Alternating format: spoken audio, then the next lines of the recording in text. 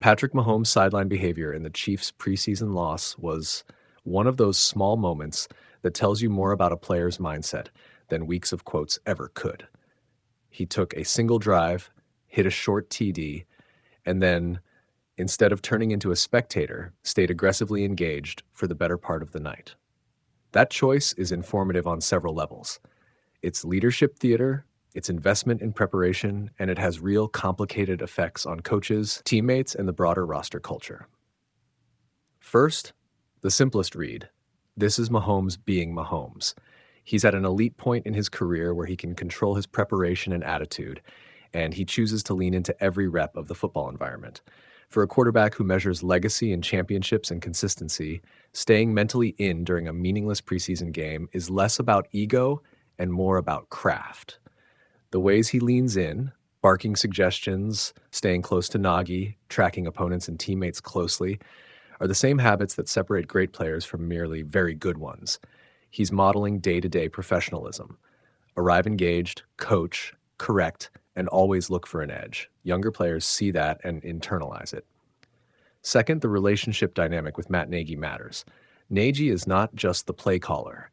He's a coach with shared history with Mahomes, who once left and then returned to the fold. When a franchise QB is in the ear of his OC, that can read many ways. It can be collaborative and useful. Mahomes' on-field perspective is valuable in real time. He feels routes, coverage windows, and protections in a way even coaches watching from the sidelines during live action might not. That immediate feedback loop can improve adjustments and on-field communication.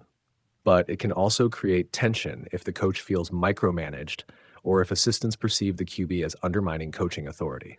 The best teams channel that interplay. Coaches welcome player input, but keep final decisions with staff to preserve structure. Given Nagy's track record with Mahomes, this likely skews collaborative, but it's a relationship the Chiefs must manage intentionally so it never devolves into messy public friction.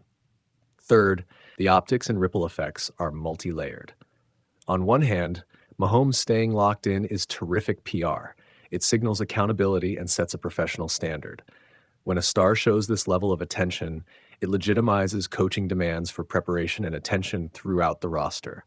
On the other hand, it raises expectations from fans, media, and perhaps even from teammates about who deserves reps, who gets patience, and how mistakes are treated. If a backup makes a costly error, observers might ask whether Mahomes' sideline coaching should have prevented it. That's unfair, but optics don't respect fairness. Fourth, there's a human leadership element tied to moments like Deon Bush's injury. Mahomes leaving the bench to kneel with an injured teammate matters. Public empathy and visible presence during a crisis are leadership acts that resonate deeply in locker rooms. It sends the message that performance and personality are anchored in accountability and care. For a culture that prizes win together, grieve together, that scene is as meaningful as any pep talk. But caution is warranted. Elite involvement can slip toward over-involvement. When the franchise QB spends a lot of mental bandwidth on nitty-gritty interactions in preseason, it risks two small but real costs. One, it can create the perception that the QB is trying to control things beyond his remit, which can undermine coaches' authority. And two, it can lead to emotional fatigue across the staff if feedback loops are unmanaged. The remedy is simple in principle: set channels. If Mahomes wants to offer reads or adjustments, do it through designated windows or trusted staffers. Let Nagy absorb and adapt rather than be corrected live in a way that confuses players mid-drive. There's also a developmental calculus. Preseason is for evaluations. Coaches need clean data on how backups perform without the magnet of Mahomes' sideline input altering decisions or providing mid-drive rescue cues. If a backup's progress is clouded by constant QB direction, staff may misread tape. The organization should clearly separate two kinds of preseason time: evaluation windows where backups operate independently and developmental windows where starters and leaders teach. That gives coaches the objective tape they need while preserving the mentorship opportunities Mahomes provides. Comparisons help clarify the stakes. Think of Tom Brady's later career role as a sideline director or veteran quarterback in other franchises. He often operated as a coach-like voice, and that elevated teams tactically, but sometimes created blurred lines about in-game leadership. Mahomes' behavior is similar in flavor, but different in scale. He's less likely to actively call plays, but more inclined to offer situational insight.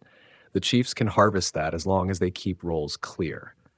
Strategically, this behavior is net positive. Mahomes' engagement likely raises the game-level quality of the offense by shortening the learning curve for younger receivers, linemen, and tight ends. His presence accelerates correction cycles. A rookie who gets a 5-second sideline tip from Mahomes on leverage or route depth internalizes it faster than a coach's film room note might. That's value. But the Chiefs must be disciplined. Let Mahomes set culture and deliver micro-coaching, but preserve the coaching structure for accountability and roster evaluation. Practically, here's how the Chiefs should operationalize it. Formalize a mentorship flow. Designate windows during practice and preseason games where Mahomes is encouraged to coach, mentor, and instruct. Give Nagy and the staff veto power over on-field adjustments to preserve chain of command. Capture Mahomes' insights in a daily debrief so film graders can isolate what came from the QB versus what came from the play design. And finally, protect vulnerable moments like injury or flossy public footage by calibrating celebration and empathy. Public joy is fine, but immediate visible seriousness is essential when teammates are hurt. In short, Mahomes' sideline intensity is a leadership asset that needs smart governance. It's an advantage when it translates into accelerated development, better real-time adjustments, and a standards-driven locker room. It becomes a liability only if it obscures coaching authority or muddies evaluation tape. With Nagy's experience and Andy Reid's steady management, the Chiefs are well-positioned to turn Mahomes' energy into durable, positive results, provided everyone keeps their roles clear and treats his sideline voice as a supplement to coaching, not a replacement. 48 seconds, 1 snap, 1 completion, 1 yard, and a touchdown. For Patrick Mahomes, that blink and you miss it stint in the Chiefs preseason opener was never about accumulating stats. It was about tone setting, ownership of the process, and a reminder that being the face of a franchise is as much about what you do off the field as what you do on it. Mahomes' physical night was brief but effective, a perfect passer rating on 1 play and a clean score. The real action unfolded after he left the game. Video and reporters picked up what everyone in Arrowhead knows instinctively. Mahomes doesn't clock out. He hovered over the offense, leaning into Matt Nagy, offering micro-adjustments and observations. That kind of sideline presence can come off as pettiness or micromanagement in another player. From Mahomes, it reads like relentless preparation. He wants every snap, even meaningless preseason ones, to teach something to the guys standing behind him. The dynamic with Matt Nagy adds an extra layer. Nagy has a long history with Mahomes. He was in Kansas City when Mahomes was a rookie, left for a head coaching gig in Chicago, then returned as a trusted voice on the Chiefs staff.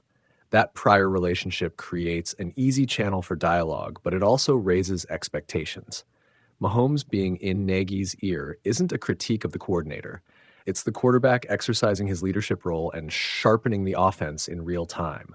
In a championship-caliber locker room, that kind of engaged accountability can be a force multiplier. There's also a human element that can get lost amid the X's and O's. When Deon Bush went down with a season-ending Achilles injury, Mahomes didn't stay distant. He left the bench, knelt beside Bush, and sat with him as trainers and staff tended to the defender. That quiet, immediate empathy is leadership in a different register, the way teammates remember and measure one another when the lights go out. It's the same reason veteran presence matters. The franchise's emotional temperature is set by actions like that. The optics of being plugged in matter too.